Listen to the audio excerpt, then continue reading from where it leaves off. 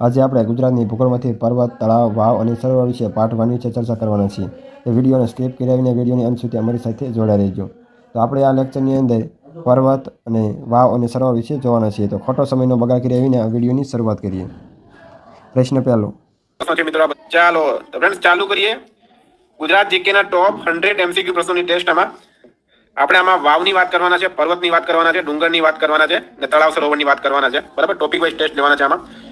તો question number 1 છે, વાવના કયા કયા પ્રકાર છે? તો શું છે રાઈટ આન્સર? મિત્રો વાવના કયા કયા પ્રકાર? તો આ 4 પ્રકાર છે: નંદા, ભદ્રા, જયા અને વિજયા. આ બધા જ વાવના પ્રકાર છે. એટલે રાઈટ આન્સર આવશે ઉપરના તમામ. બરાબર, ઉપરના તમામ રાઈટ આન્સર છે. નેક્સ્ટ ક્વેશ્ચન છે, પાટણમાં રાણકી વાવનું નિર્માણ કોણે કરાવ્યું? તો મિત્રો રાઈટ આન્સર છે આમાં ઉદયમતીએ કરાવ્યું હતું. ઉદયમતીએ કરાવ્યું હતું.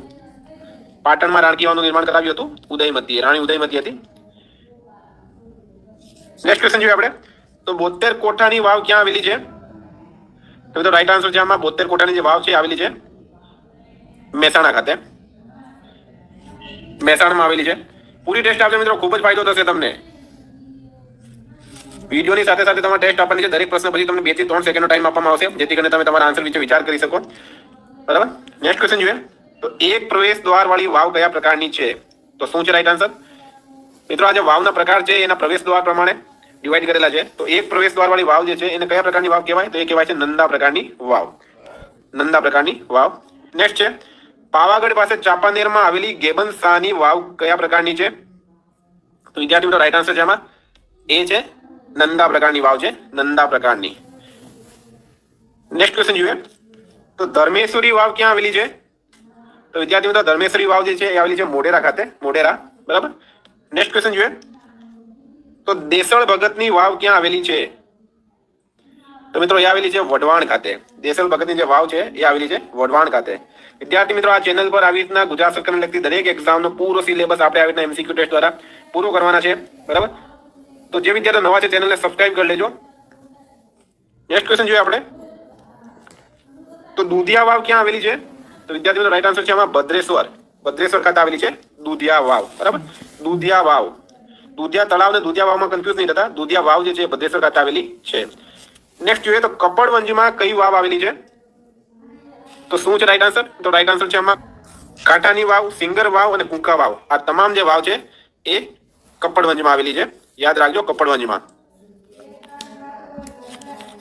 નેક્સ્ટ જોઈએ તો ગાંધીનગરમાં આવેલી અડાલજની વાવ કોણે બંધાવી હતી? તો શું છે રાઈટ આન્સર? મિત્રો રાઈટ આન્સર છે રૂડાબાઈએ બંધાવી હતી ગાંધીનગરમાં આવેલી અડાલજની વાવ. નેક્સ્ટ ક્વેશ્ચન જોઈએ. તો માતર ભવાનીની વાવ ક્યાં આવેલી છે? તો શું છે રાઈટ આન્સર? મિત્રો રાઈટ આન્સર છે માતર ભવાનીની વાવ આવેલી છે અમદાવાદ ખાતે, અમદાવાદમાં આવેલી છે. પછીનો પ્રશ્ન જોઈએ. તો 2 પ્રવેશ દ્વાર વાળી વાવ કયા પ્રકારની છે? તો રાઈટ આન્સર છે આમાં 2 પ્રવેશ દ્વાર વાળી જે વાવ છે મિત્રો એ છે ભદ્રા પ્રકારની વાવ. નેક્સ્ટ જોઈએ. તો ભમરીયો કૂવો ક્યાં આવેલો છે? તો રાઈટ આન્સર છે મહેમદાબાદ ખાતે આવેલું છે ભમરીયો કૂવો, મહેમદાબાદ. આગળ પીએસઆઈ 2017 પ્રશ્ન પૂછાઈ ગયો હતો. આ જેટલા પણ પ્રશ્નો છે બધા એક્ઝામમાં રિપીટ થયેલા પ્રશ્નો છે મિત્રો. પૂરો વિડીયો જોજો, ખૂબ જ ફાયદો થશે. એના પછી છે રાણકી વાવને યુનેસ્કો વર્લ્ડ હેરિટેજ સાઇટમાં સામેલ ક્યારે કરાયું હતું? તો શું છે રાઈટ આન્સર? મિત્રો રાઈટ આન્સર છે 2014માં કરાયું હતું રાણકી વાવને યુનેસ્કો વર્લ્ડ હેરિટેજ સાઇટમાં સામેલ. એના પછી છે જૂનાગઢમાં કઈ વાવ આવેલી છે? તો શું છે રાઈટ આન્સર? તો જૂનાગઢ જે છે ત્યાં આવેલી છે ઉપરકોટની વાવ. કઈ વાવ આવેલી છે? તો ઉપરકોટની વાવ, નવગણ કૂવો, અડીકડીની વાવ, આ બધી જે છે જૂનાગઢમાં આવેલી છે. એના પછીનો પ્રશ્ન જોઈએ તો વણઝારી વાવ ક્યાં આવેલી છે? તો મિત્રો આવેલી છે મોડાસા ખાતે. વણઝારી વાવ આવેલી છે મોડાસા ખાતે. નેક્સ્ટ જોઈએ તો ત્રિકમ બારોટની વાવ ક્યાં આવેલી છે? તો મિત્રો એ આવેલી છે પાટણ ખાતે. પાટણમાં આવેલી છે ત્રિકમ બારોટની વાવ. એના પછીનો પ્રશ્ન છે 3 પ્રવેશ દ્વાર વાળી વાવ કયા પ્રકારની છે? તો શું છે રાઈટ આન્સર? મિત્રો જયા પ્રકારની વાવ છે, જયા પ્રકારની. નેક્સ્ટ ક્વેશ્ચન છે સાનવાડી અને જ્ઞાનવાળી વાવ ક્યાં આવેલી છે? તો મિત્રો એ આવેલી છે સિદ્ધપુર ખાતે. ક્યાં આવેલી છે? તો સિદ્ધપુર ખાતે આવેલી છે સાનવાડી અને જ્ઞાનવાળી વાવ. એના પછી છે સાસુ વહુની વાવ ક્યાં આવેલી છે? તો મિત્રો એ આવેલી છે લુણાવાડા ખાતે. સાસુ વહુની જે વાવ છે એ લુણાવાડા ખાતે આવેલી છે. નેક્સ્ટ છે દાદા હરિની વાવ ક્યાં આવેલી છે? તો મિત્રો એ આવેલી છે અમદાવાદ ખાતે. દાદા હરિની વાવ આવેલી છે ક્યાં? અમદાવાદમાં. નેક્સ્ટ જોઈએ તો મિનલ વાવ ક્યાં આવેલી છે? મિત્રો મિનલ વાવ આવેલી છે વીરપુર ખાતે. બરાબર, વીરપુર ખાતે આવેલી છે મિનલ વાવ. એના પછીનો પ્રશ્ન છે મિત્રો ગંગા વાવ ક્યાં આવેલી છે?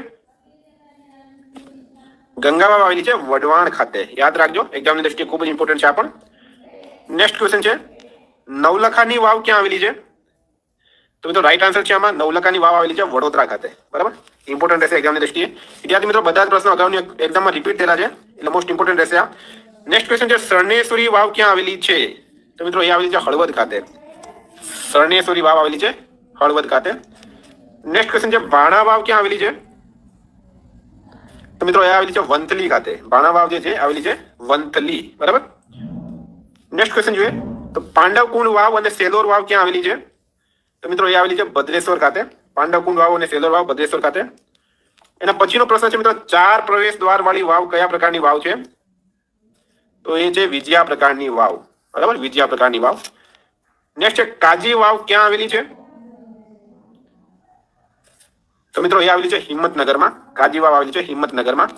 પછીનો પ્રશ્ન છે વડવાલી વાવ ક્યાં આવેલી છે?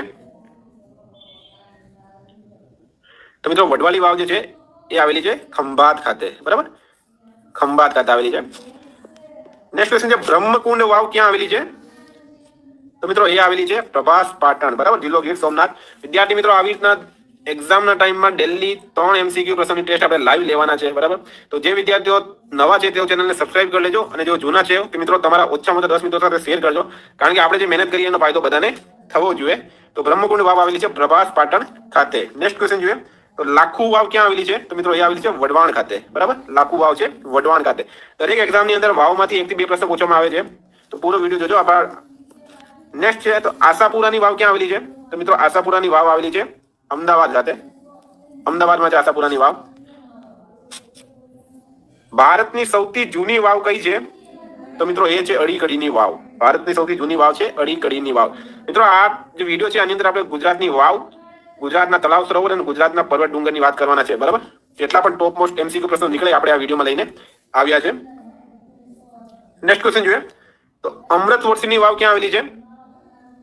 તો મિત્રો એ આવેલી છે અમદાવાદ ખાતે. અમૃત વર્ષની વાવ છે એ આવેલી છે અમદાવાદ ખાતે.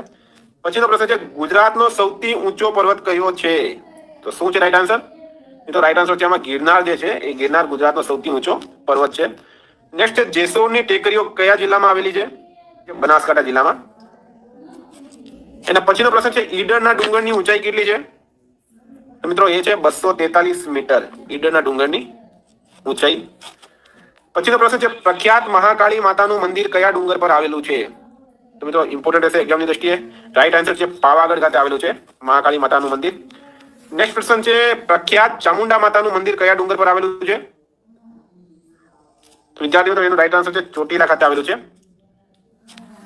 ક્વેશ્ચન નંબર 41 છે રતનમાળની ટેકરીઓ કયા જિલ્લામાં આવેલી છે? તો મિત્રો રતનમાળની ટેકરીઓ આવેલી છે દાહોદ જિલ્લામાં. દાહોદ. નેક્સ્ટ છે ગુજરાતનું એકમાત્ર ગિરિમથક ક્યાં આવેલું છે? તો મિત્રો ગિરિમથક આવેલું છે સાપુતારા, દક્ષિણ ગુજરાતમાં આવેલું છે ડાંગ જિલ્લામાં. બરાબર, કોઈક વાર દક્ષિણ ગુજરાતમાં આવવાનું થાય તો મિત્રો સાપુતારાની ખૂબ જ સારી જગ્યા છે. નેક્સ્ટ છે તારંગાના ડુંગર કયા જિલ્લામાં આવેલા છે? મિત્રો GPSC 2016 માં પ્રશ્ન પૂછાઈ ગયેલો છે તારંગાના ડુંગર કયા જિલ્લામાં આવેલા છે? તો એ આવેલા છે મહેસાણા જિલ્લામાં. મહેસાણા જિલ્લામાં આવેલા છે તારંગાના ડુંગર. નેક્સ્ટ ક્વેશ્ચન જોઈએ તો ખોખરા અને તળાજાના ડુંગરો કઈ પર્વતમાળામાં આવેલ છે? તો મિત્રો એ આવેલા છે શેત્રુંજય. બરાબર, શેત્રુંજયમાં. અને પછીનો પ્રશ્ન છે બરડો ડુંગર કયા જિલ્લામાં આવેલું છે? તો મિત્રો એ આવેલું છે પોરબંદર જિલ્લામાં. બરડો ડુંગર આવેલું છે પોરબંદર જિલ્લામાં.